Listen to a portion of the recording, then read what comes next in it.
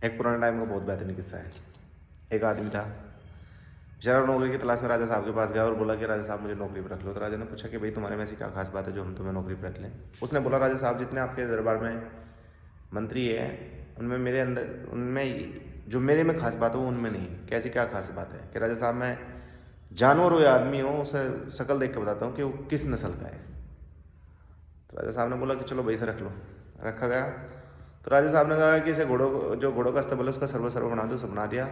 तो राजा साहब ने सोचा एक दिन कुछ दिन बाद कि यार चलो वो रखा था नौकर, तो उससे पूछते हैं, उसका टेस्ट लेते हैं कि वाकई में सच बोला था या नहीं। तो राजा साहब गए। राजा साहब ने बोला कि घोड़ों के अस्तबल में कि ये जो घोड़ा है ये हमारा सबसे कीमती और ख़ास घोड़ा है, इसके बारे में बताओ ये नस्ली है या नहीं।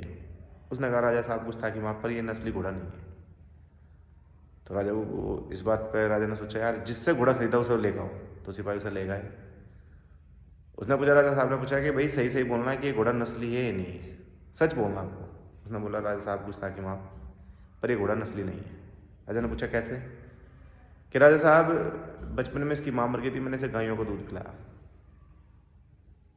तो राजा साहब ने उस आदमी को पूछा कि यार तुमने कैसे पहचाना है कि नस्ली नहीं था?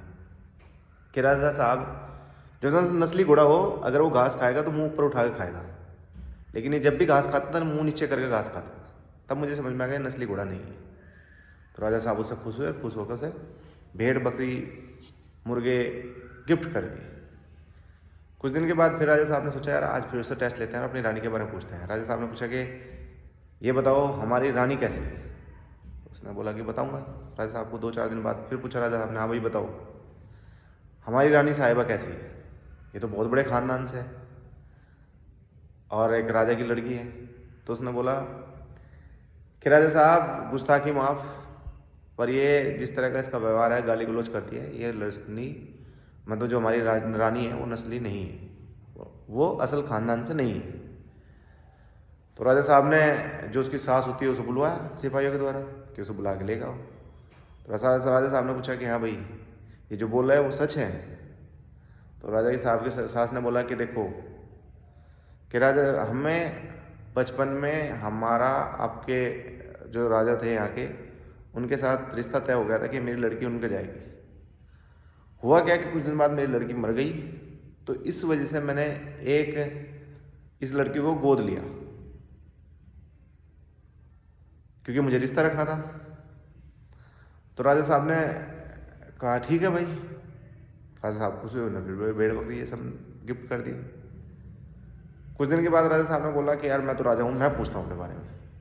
उसने कहा यार तो एक काम कर मेरे बारे में बता कि मैं कैसा हूँ।